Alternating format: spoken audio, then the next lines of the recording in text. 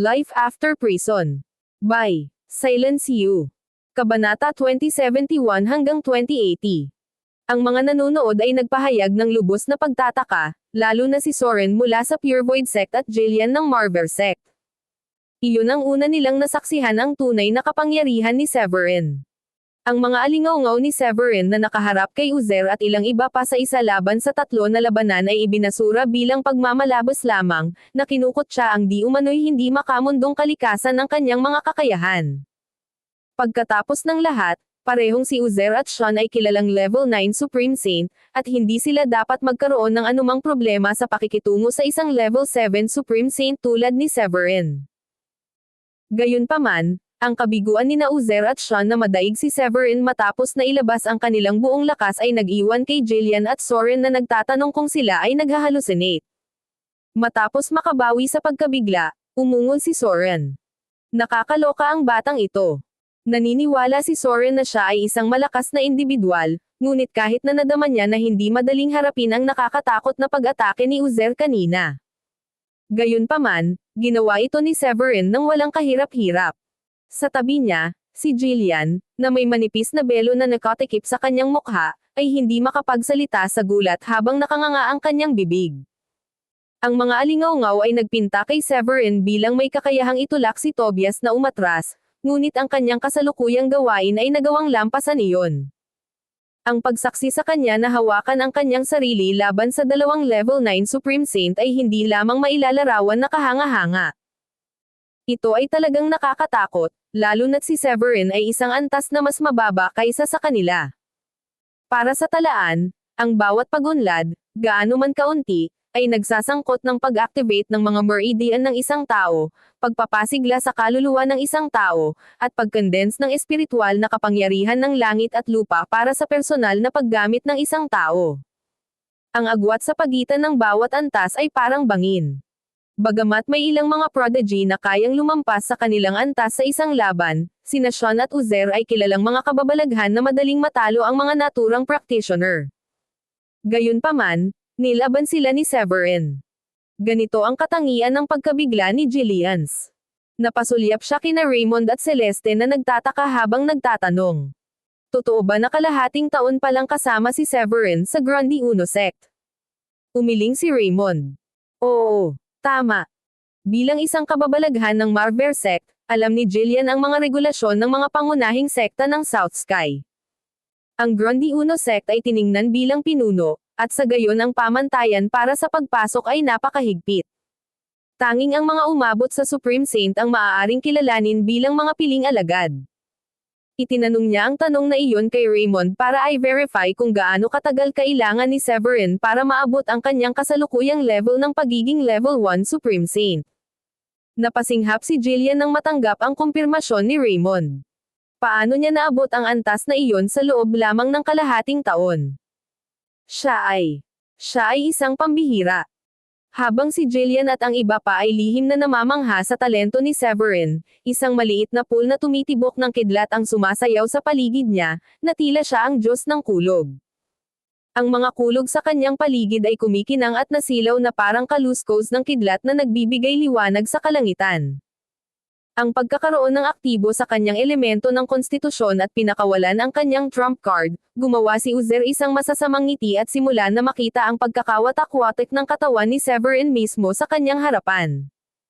Ang aking dalawang espiritual na kayamanan ay pumatay ng maraming mga hayop na kasing lakas ng isang level 8 Supreme Saint.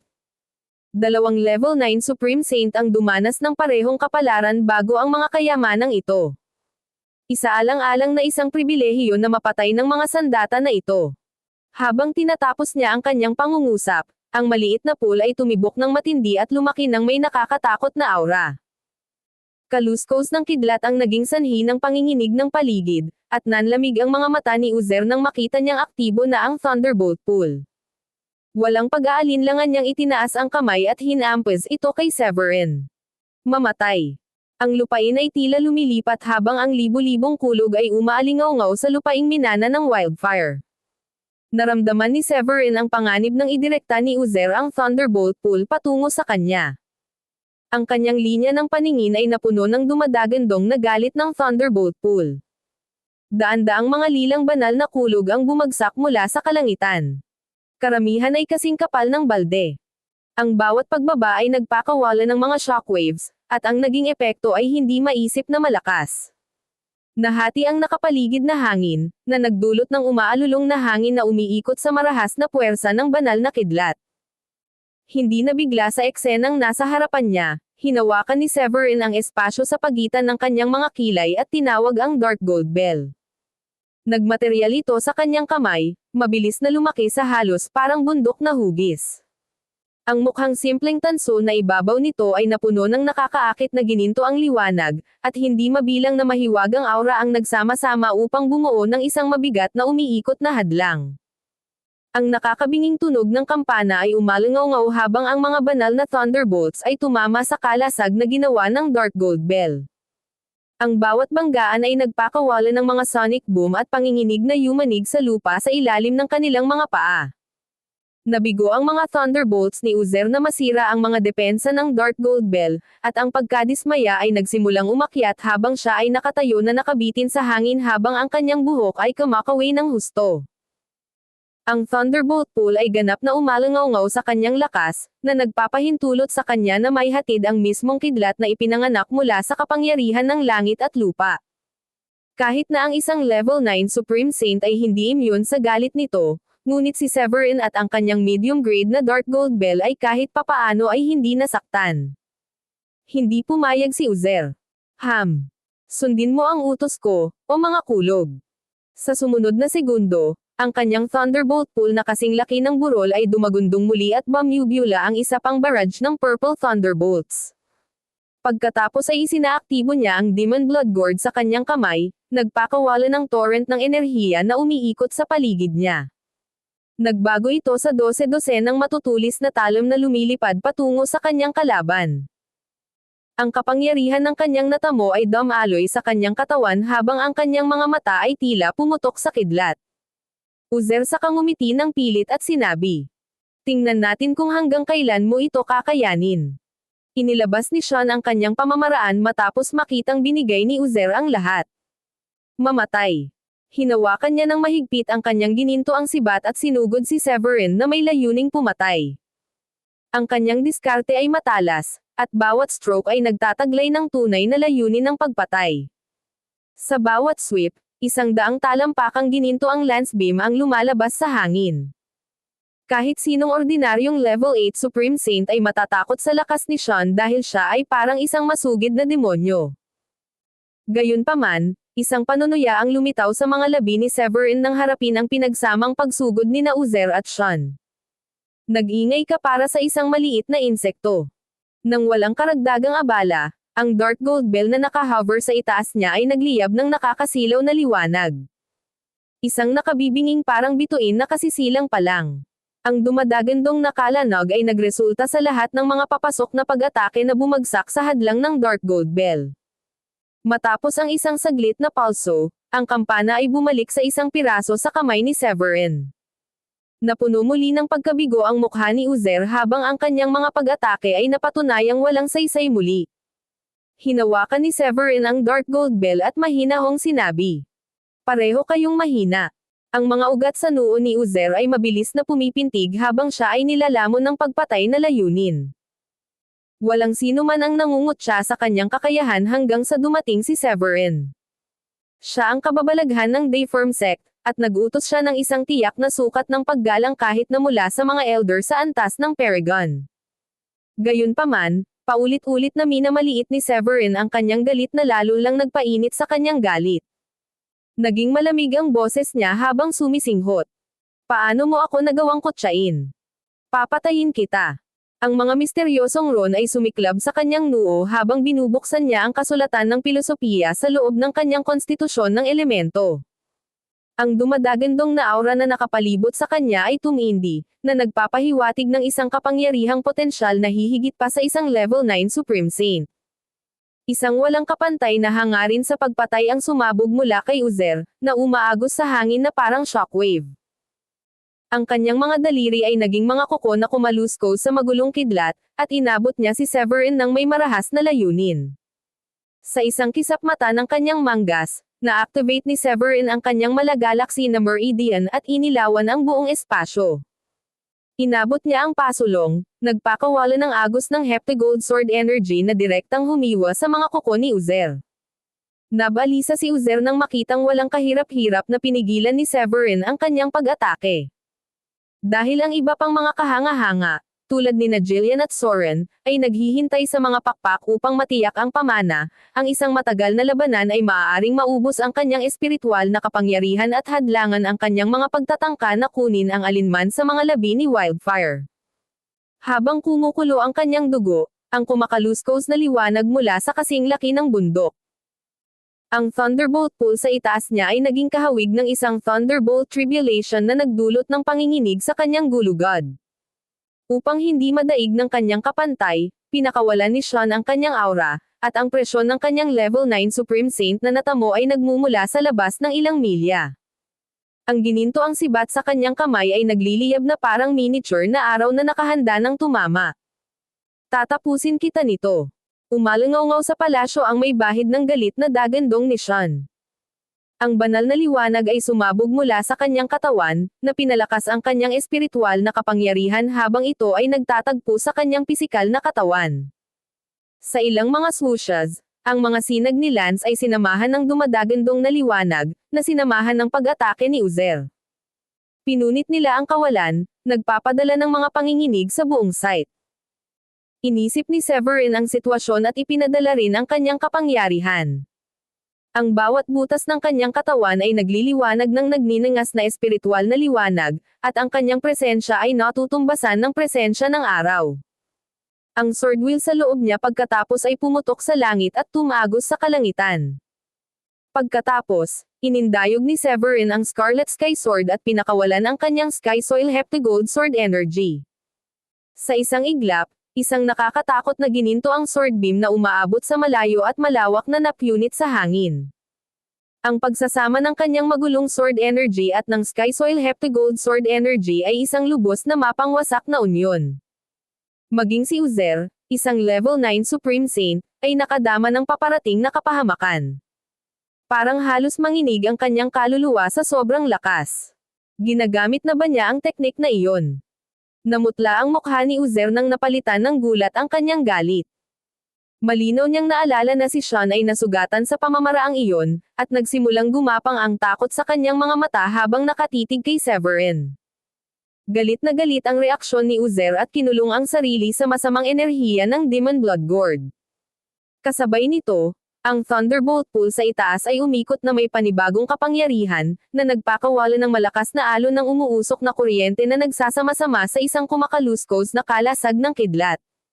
Bago pagganap na magkaroon ng hugis ang mga depensang iyon, ang enerhiya ng espada ni Severin ay humiwa sa hangin at humiwalay sa lahat ng nasa daan nito. Ang kalasag ng kidlat ay tumagal lamang ng ilang segundo bago nabasag sa bilyon-bilyong liwanag na pira-piraso. Ang Sky Soil Heptagold Sword Energy, na higit na nilagyan ng mga labi ng magulong sword wheel, ay nagpatuloy sa landas nito pasulong. Natarante si Uzer nang mapagtanto niyang gumuho ang kanyang unang linya ng depensa.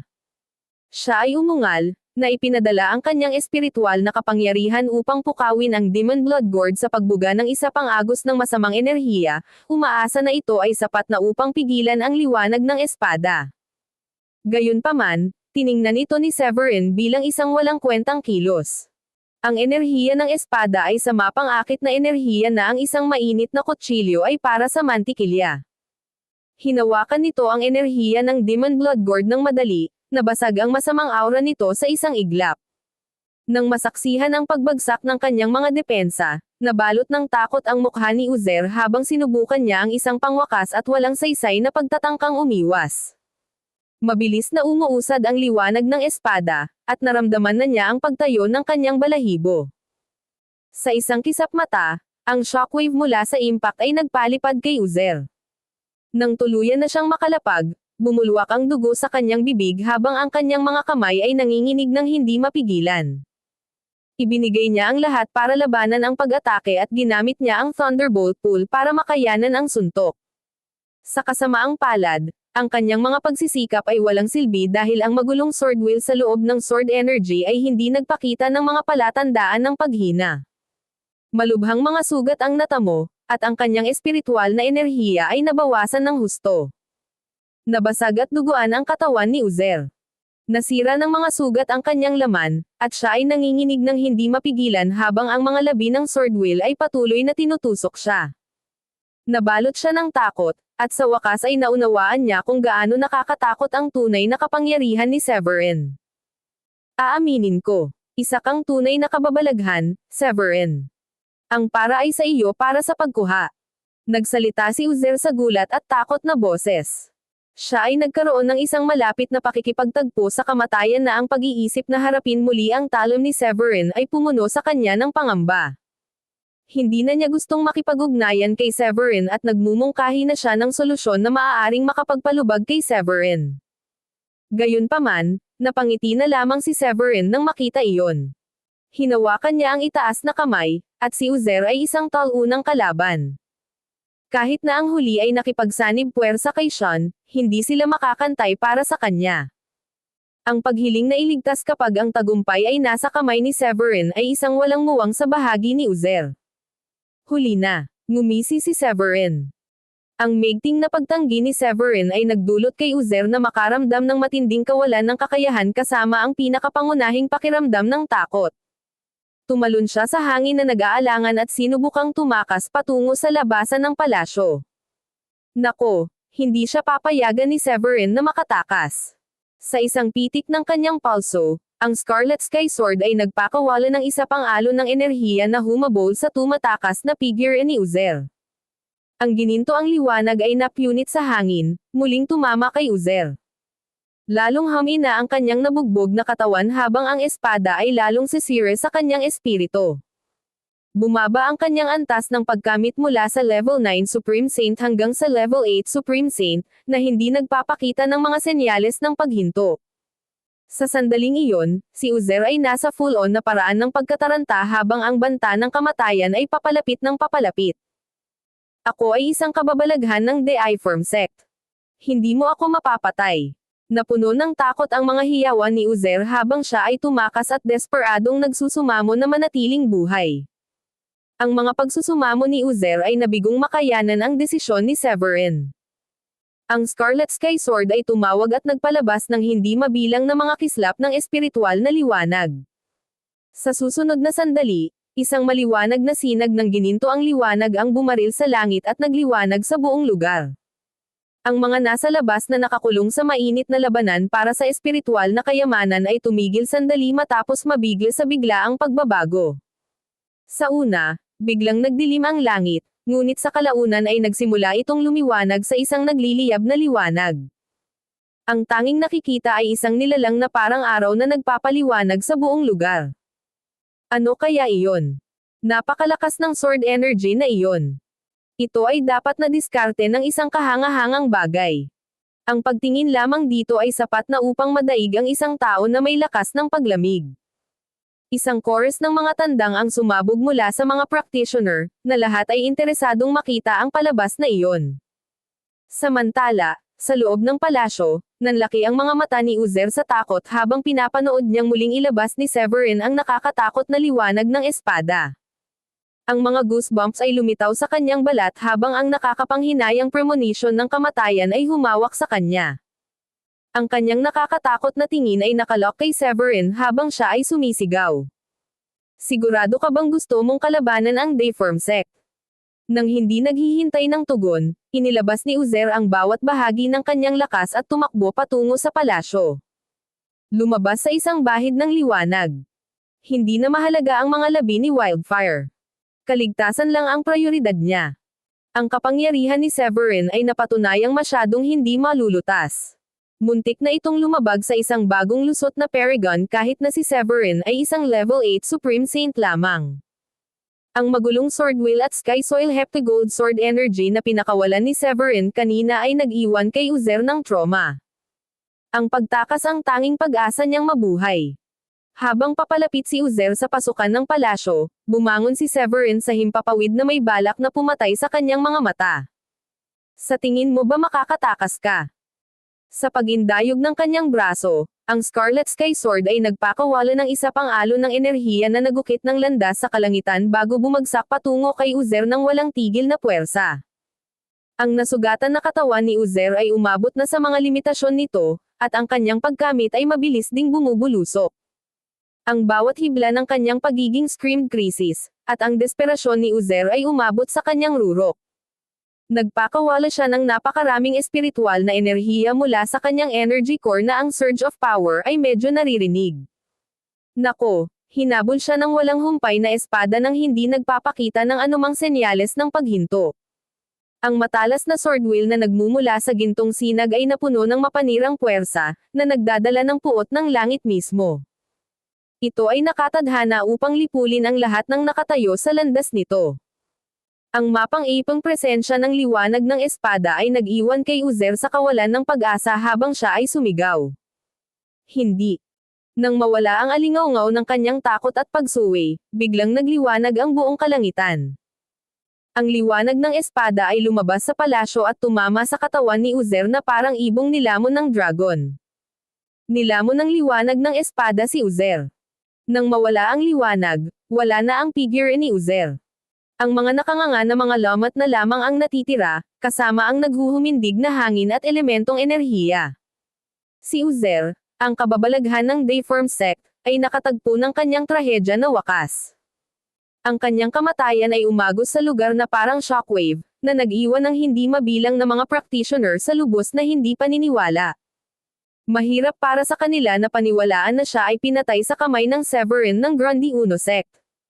Nasaksihan ng lahat ng naruroon sa eksena ang kanyang huling, desperadong pag-iyak. Gulp. Uzer. Ang kababalaghan ng Dayform sects. Patay na ba? Oh my God. Hindi ako makapaniwala na namatay ang isang level 9 Supreme Saint ng ganoon lang. Nakakagulat isipin na isang slash lang ang kailangan para patayin ang isa sa mga kababalaghan gawa ni South Sky. Gaano kalakas ang Severin ng Grundy Uno sect? Makikita natin ang pagbabago ng paradigm sa South Sky ngayon. Lahat ng practitioner sa loob ng palasyo ay kinilig sa nangyari. Maging ito ay mga miyembro mula sa 4 na dakilang sekta, mga elite na disipulo mula sa 2 pamilya, o mga hindi kaakibat na mga disipulo, lahat ay nabigla sa kaibuturan matapos masaksihan ang pagbagsak ng isang kababalaghan. Lahat sila ay natatakot din kay Severin. Kung kaya niyang patayin ang isa sa mga nangungunang prodigy ni South Sky, walang masasabi kung gaano siya kalakas. Ang Saturday na pumupuno sa hangin kanina ay nawala lahat, at ang eksena ay ganap na tahimik. Si Soren, ang pinuno ng Pure Void sect, ay nakaawang ang bibig habang napuno ng kawalang paniwala ang kanyang mukha. Samantala, si Jillian ng Marver sect ay nakatitig sa pagkataranta habang ang takot ay tumatagos sa kaibuturan ng kanyang mga mata. Maging sina Celeste at Raymond, na mula sa parehong sekta ni Severin, ay nagulat sa nangyari. Sa malayo, ang level 8 Supreme Saint na si Sandy, kasama ang iba pang mga disipulo mula sa 4 na malalaking sekta, ay nagpupumilit na ay proseso ang paningin sa kanilang harapan habang ang kanilang mga isipan ay nablangko. Kasunod ng maikling katahimikan, itinaas ni Sean ang kanyang ginintoang sibat at takot na tumingin kay Severin. Ikaw. Pinatay mo si Uzer. Hindi makapaniwalang ungol niya. Ang kanyang kasamahan, na nakalaban niya ilang sandali lamang ang nakalipas, ay patay na, at ang pagkaunawa ay nagdulot ng panginginig sa gulugod ni Sean. Sa kanyang mga mata, si Uzer ay isang walang katulad na henyo na nasa parehong antas ng maraming iba pang mga kilalang tao. Siya ang kababalaghan ng Dayform sect at isang taong may hawak ng 2 mabigat na sandata.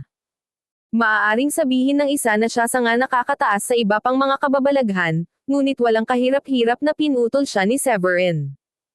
Walang kupas na sumulyap sa kanya si Severin habang malamig na nanunuya. Ginawa ko iyon. Ano ang gagawin mo tungkol dito? Biro sa kanya ang mga pakiusap at pananakot ni Uzer. Ang Dayform sect ay may hawak na makabuluhang kapangyarihan ngunit gayon din ang buhay ng Severin. Dahil sa sinabi ni Severin, nanginginig at namula si Sean sa galit. Tinuro niya ang sinabi niya. Ikaw. Ikaw. Ako. Nginisyan siya ni Severin.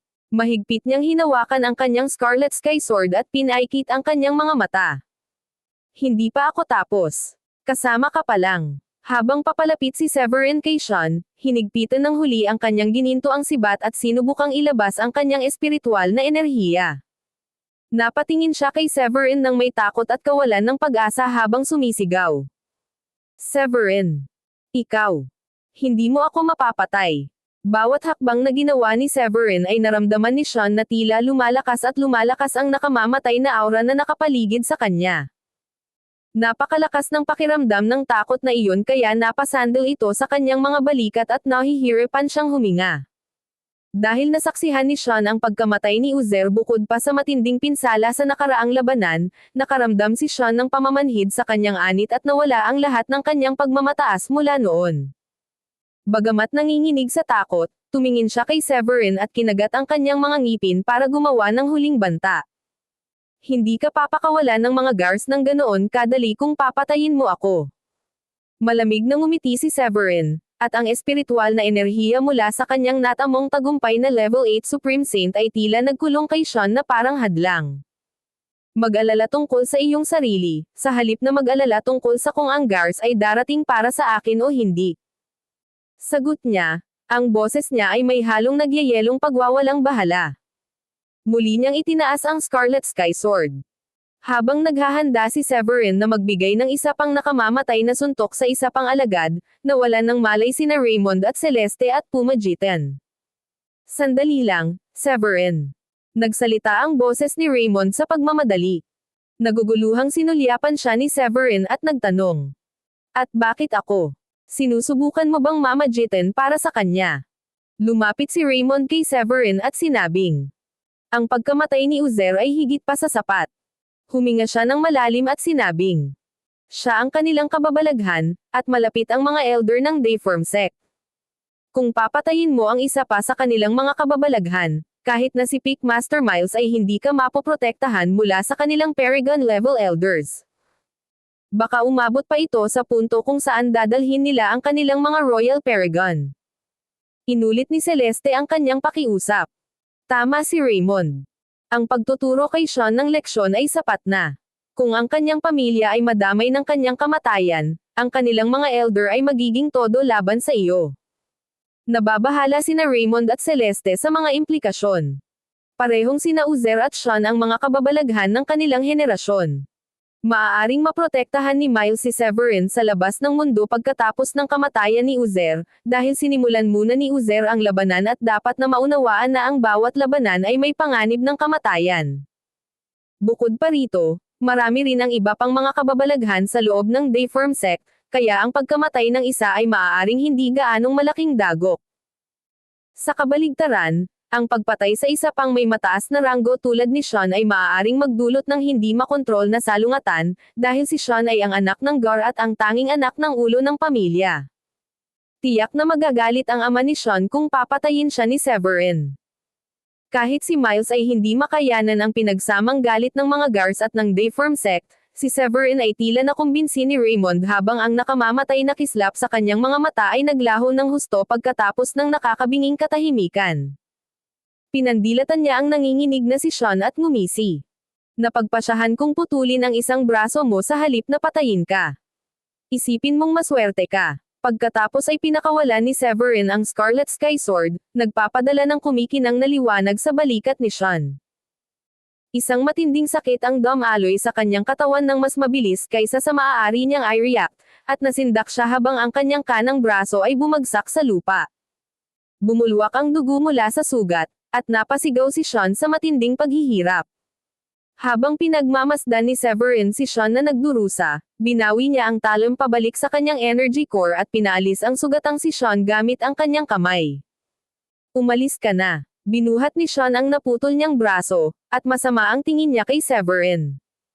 Ang karagdagang salungatan ay maaaring lumaki ng higit pa sa pagkawala ng isang paa, kaya siya ay nagmamakaawa na umalis sa palasyo.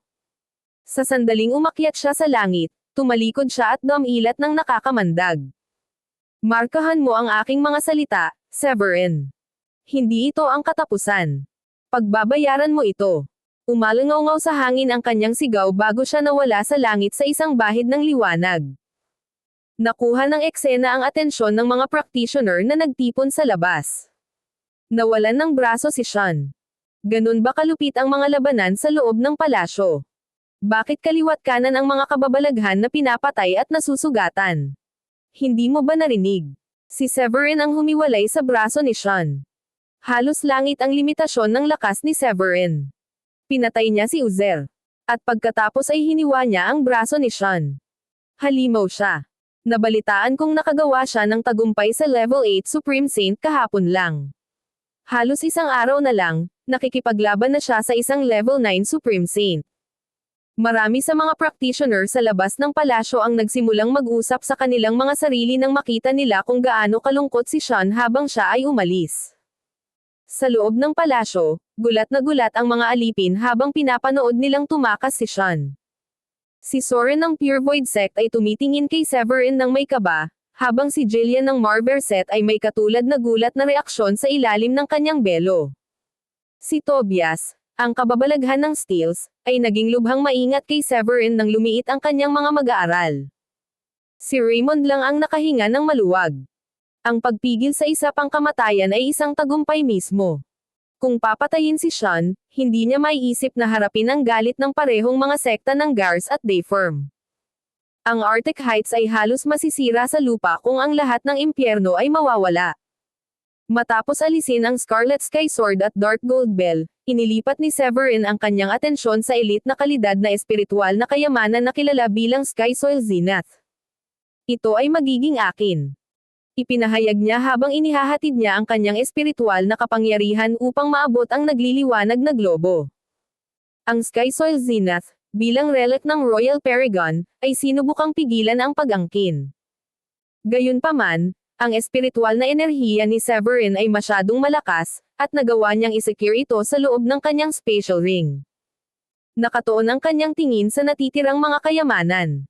Isang purple na plaque na malamang na naglalaman ng mga diskarte sa labanan ng Wildfire, isang libro sa balat ng hayop na may mga pagsasanay sa pagsasanay para sa mga Royal Paragon, isang 8 grade pills, at dalawang mas mataas na kalidad na espiritual na kayamanan. Mayroong higit pang mga kayamanan sa paligid maliban sa mga may halo. Si Severin, na naangkin na ang Sky Soil Zenith, ay walang gaanong interes sa iba. Ang kanyang kasunod na prioridad ay ang plaque at ang libro. Ang lilang plaka ay napuno ng mga banal na kasulatan ng pilosopiya at isang maitim na liwanag. Masasabi na niya sa isang tingin na ito ay may pambihirang kalidad. Kung tungkol sa aklat, naramdaman ni Severin ang malakas na kapangyarihan ng langit at lupa sa kabila ng hindi pagkakaunawaan ng mga karakter na nakasulat dito. Tiningnan niya ang dalawang gamit at humakbang pasulong habang nakatitig kay Jillian, Soren, Tobias, at sa iba pa.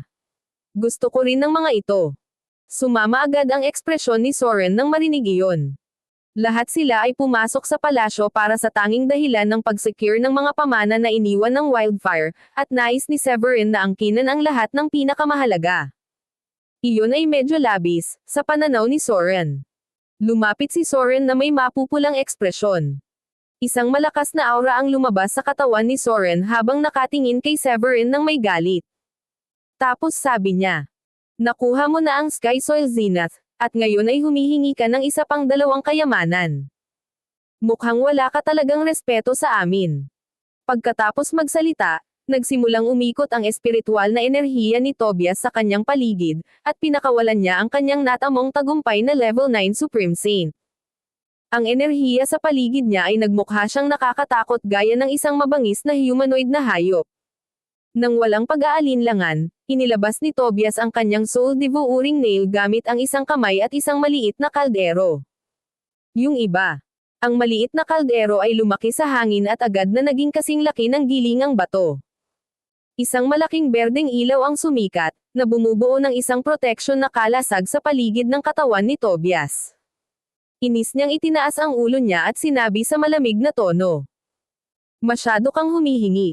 Hindi ba sapat para sa iyo ang isang elite quality na espiritual na kayamanan?" Ang hindi pagkakasundo ni Soren ay nagbigay ng lakas kay Tobias na manindigan din.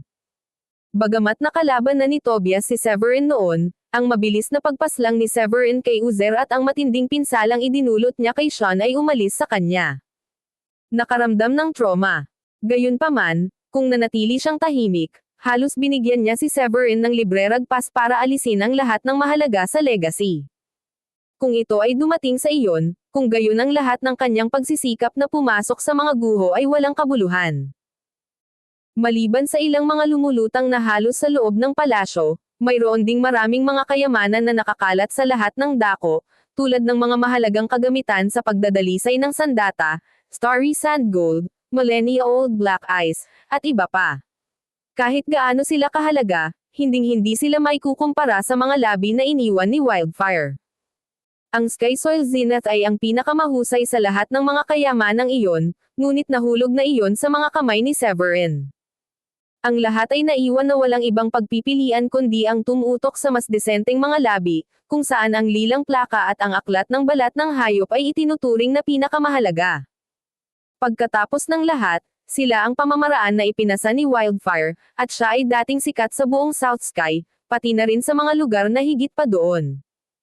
Ang kanyang mga diskarte ay halos nasa parehong antas ng mystical arts na pag-aari ng apat na pangunahing sekta. Si Tobias, partikular, ay naghinala na ang Plague ay naglalaman ng banal na pamamaraan na kilala bilang Lotus Wildfire.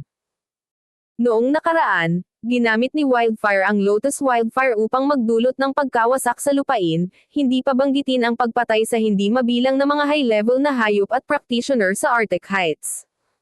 Hindi hahayaan ni Tobias na makuha iyon ni Severin nang walang laban. Kasabay nito, si Jillian ng Marver Sect ay namumula sa galit sa ilalim ng belo. Umakyat siya sa hangin sa pamamagitan ng pagtapak sa kawalan. Nagsimulang lumipad ang kanyang buhok sa hangin. Hindi papayag si Jillian kay Severin. Galit na tumingin siya kay Severin at malamig na sabi, "Masyado kang may gana, Severin. Nakuha mo na ang Sky Soil Zenith, at ngayon ay naghahanap ka na ring kunin ang iba pang mga pamana." Ang mga iniisip ni Jillian ay umalangaw-ngaw kay Tobias. Dahil nakuha na ni Severin ang pinakamagandang kayamanan, ang kanyang pagnanais na kunin kahit ang iba pang mga pamana ay sobra na. Habang humahakbang sina Jillian at Soren, biglang naging tense ang atmosphere sa eksena. Hindi lumapit sina Raymond at Celeste, kahit na tila hindi sila nasisiyahan sa mga nangyayari. Dahil sila ay kapwa-alagad ni Severin, hindi sila tumutol o sumang-ayon sa kanyang mga aksyon. Ang natitirang Level 8 Supreme Saint ay hindi gaanong karapat-dapat na lumapit at ipaalam ang kanilang mga pagtutol. Maging si Sandy ay nanatiling tahimik at matamang pinagmamasdan ang field. Ang pagbabago sa mga ekspresyon ng lahat ay nagdulot ng pagngisi kay Severin. Lilinawin ko ulit. Akin ito. Ang kakanyahan ng pagkamit ay isang pakikibaka, maging laban sa natural na kaayusan o laban sa ibang mga individual. Matibay na naniniwala si Severin sa prinsipyo na dapat samantalahin ng isang tao ang pagkakataon habang ipinakita nito ang sarili nito. Pumunta siya sa mga guho ng Royal Paragon para i-secure ang mga relic ni Wildfire, at hindi niya hahayaang kunin ito ng ibang tao dahil lang sa tingin nila na hindi patas para sa kanya na makuha ang mga iyon. Lumapit si Severin at nagpakawala ng nakakatakot na espada mula sa kanyang katawan. Ang magulong espada ay umuungal na parang mga espadang naghihiwa sa hangin. Ang kanyang perfect stage level 8 na Supreme Saint Aura ay lumundag, at ang kanyang buong katawan ay nagbuga ng nagliliyab na liwanag na nagmukhang isang pinalayas na celestial na bumababa mula sa mga kaharian sa itaas. Sigurado ka bang gusto mo akong labanan? Ang buhok ni Severin ay lumipad ng husto, at ang enerhiya sa loob ng kanyang katawan ay parang mga buga ng usok.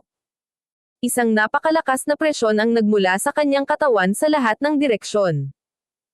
Habang si Soren ay nakaharap sa napakalaking suppressive na aura ni Severin, naramdaman niyang parang isang malaking bundok ang idiniin sa kanya, na nagpapahirap sa paggalaw kahit isang pulgada. Pagkatapos ng maikling salungatan sa loob, tiningnan ni Soren si Severin na may galit at mabilis na kinakalkula ang kanyang mga pagkakataong manalo, na itinuring niyang manipis. Higit sa lahat, ang pagkamatay ni Uzer ay nag-iwan sa kanya ng takot at napatay ang anumang espiritu ng pakikipaglaban na mayroon siya kanina. Ngumuso si Soren sa tonong walang malasakit ngunit nagmamakaawa. Ikaw ang unang tao sa maraming taon na nagpakita ng kawalang galang sa akin. Itinaas ni Soren ang kanyang kamay, inabot ang iba pang mga lumulutang na halos, at kinuha ang isa sa mga kayamanang ayaw ni Severin. Malamig niyang tinitigan si Severin, naniniwalang malapit ng mapakumbaba si Severin ng mga elder ng Dayform sect kapag nakalabas na sila sa mga guho. Total, gugustuhin naman nilang makipaghiganti sa kanya matapos malaman ang pagkamatay ni Uzer. Maging mapagmataas sa lahat ng gusto mo habang may pagkakataon ka. Naisip ni Soren ang sarili pagkatapos na agawin ang isa sa mga kayamanan. Matapos makita na pinili ni Soren na manahimik sa kabila ng naunang pananabik na labanan si Severin, isinumpa ni Tobias si Soren sa pagiging duwag.